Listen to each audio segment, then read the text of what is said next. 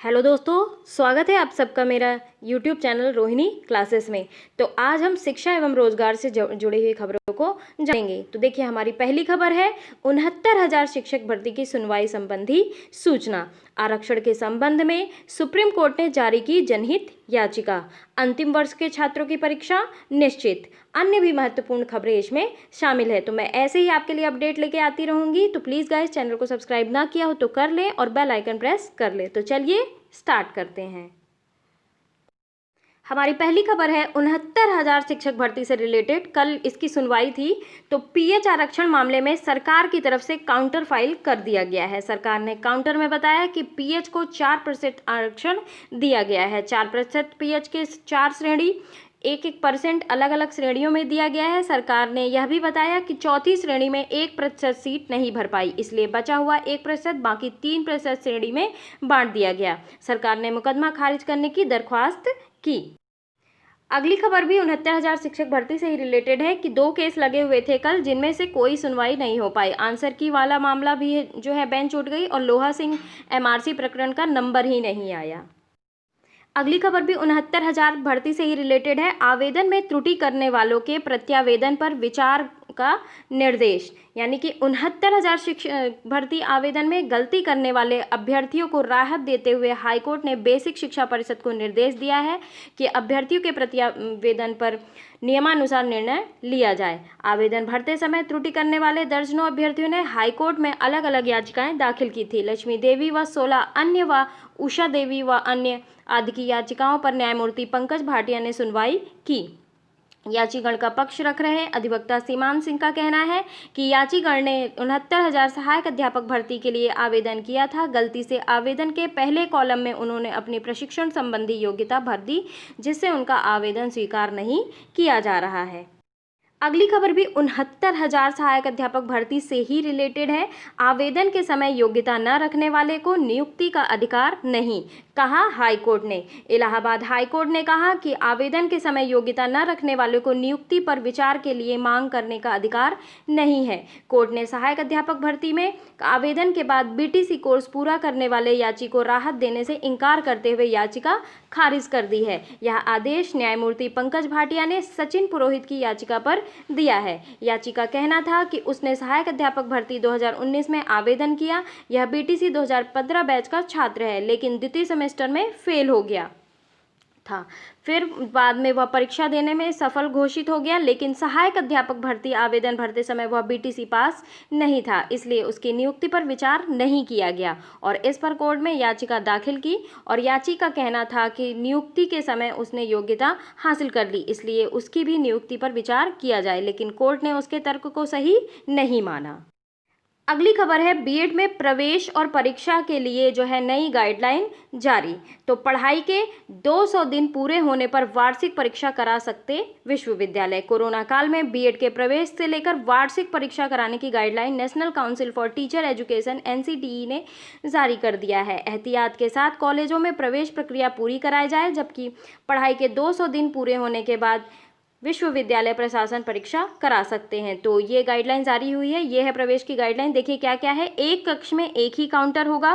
प्रत्येक काउंटर के सामने 2 गज की दूरी पर सफ़ेद गोले बनाए जाएं। उन गोलों में ही छात्र छात्राओं को खड़ा किया जाए। ऐसे में मास्क का उपयोग करना जरूरी है। टोकन से छात्र छात्राओं के प्रवेश किए जाएं।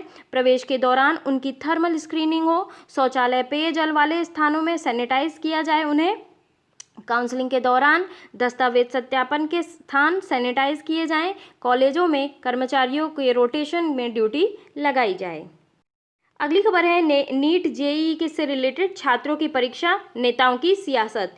6 राज्य पहुंचे सुप्रीम कोर्ट, तो 12 ने किया परीक्षा का समर्थन। यानी कि महाराष्ट्र, पंजाब, राजस्थान, बंगाल, झारखंड व छत्तीसगढ़ ने दायर की पुनर्विचार याचिका सुप्रीम कोर्ट में और यूपी, कर्नाटक, गुजरात, असम, मणिपुर, बिहार, मध्य प्रदेश जैसे 12 राज्य परीक्षा के पक्ष में। यानी कि जेईई नीट कराने के विरोध में गैर भाजपा शासित 6 राज्यों ने सुप्रीम कोर्ट में पुनर्विचार याचिका दायर की है। याचिका में परीक्षा को मंजूरी देने के 17 अगस्त के कोर्ट के फैसले पर पुनर्विचार की मांग की गई है।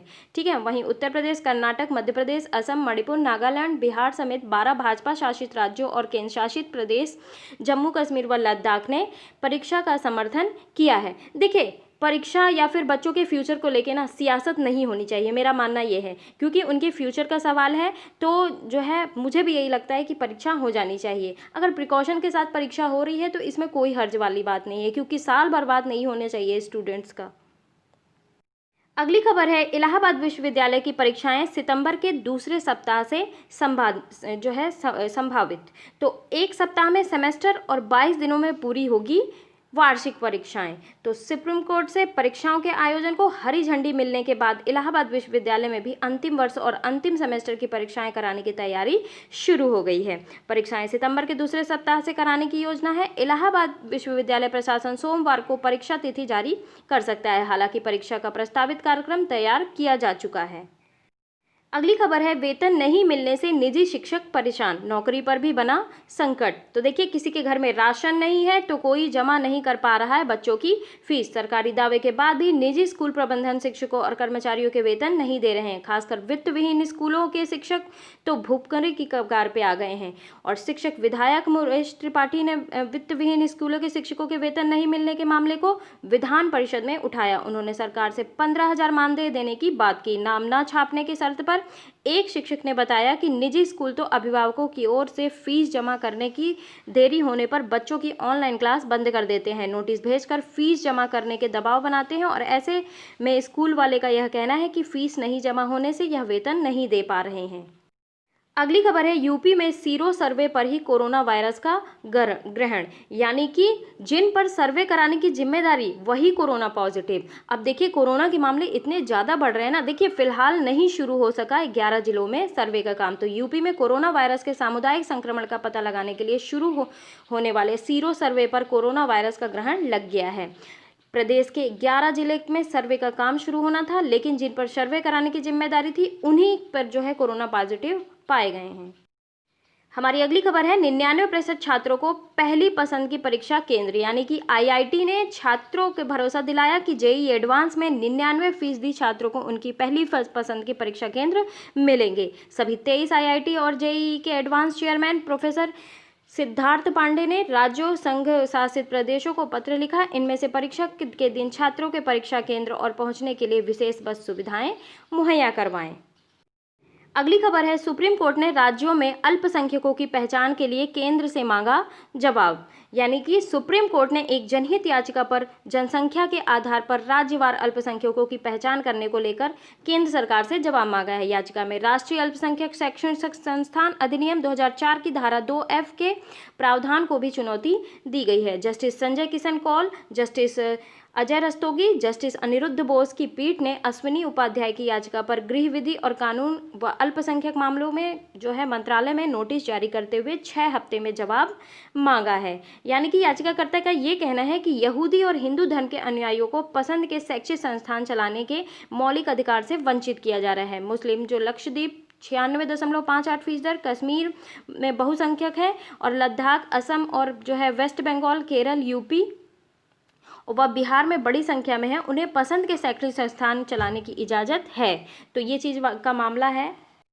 अगली खबर है, स्नातक के लिए 66,000 से अधिक आवेदन, यानी कि इलाहाबाद विश्वविद्यालय एवं संगठन कॉलेज के प्रवेश के लिए शुक्रवार को कुल 2,37,533 अभ्यर्थियों ने रजिस्ट्रेशन कराए और इनमें से 1,23,867 अभ्यर्थियों ने ऑनलाइन शुल्क जमा करते हुए रजिस्ट्रेशन की प्रक्रिया पूरी की। स्नातक में प्रवेश के लिए अब 66,399, पर के लिए 18,100, आईपीएस के विभिन्न पाठ्यक्रमों के लिए 2,100 जो है 93, इसी प्रकार देख लीजिए सब आवेदन आए हैं। अगली खबर है, मान्यता पर निर्णय नहीं, छात्रों का भविष्य दांव पर। मंजूरी के बाद 767 स्कूलों में मान्यता का इंतजार, यानी कि यूपी बोर्ड की ओर से स्कूल की मान्यता पर निर्णय नहीं होने से हजारों छात्रों के भविष्य दांव पर लगा है। बोर्ड की ओर से मंजूरी के बाद स्कूलों की मान्यता की फाइल शासन के पास लंबित होने से परेशानी बढ़ी है। 767 स्कूलों में पढ़ रहे छात्र छात्राओं का भविष्य दांव पर लगा हुआ है।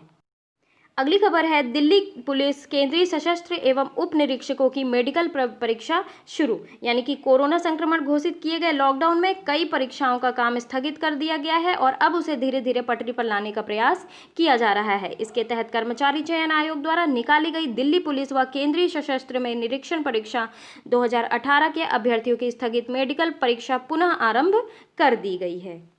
तो चलिए यहीं ख़त्म होती है आज की अपडेट। और कैसा लगा मेरा ये वीडियो ज़रूर आप मुझे कमेंट बॉक्स में बताएं। चैनल को सब्सक्राइब ना किया हो तो ज़रूर कर लें और वीडियो को ज़्यादा से ज़्यादा शेयर कर दिया करिए। Thank you very much.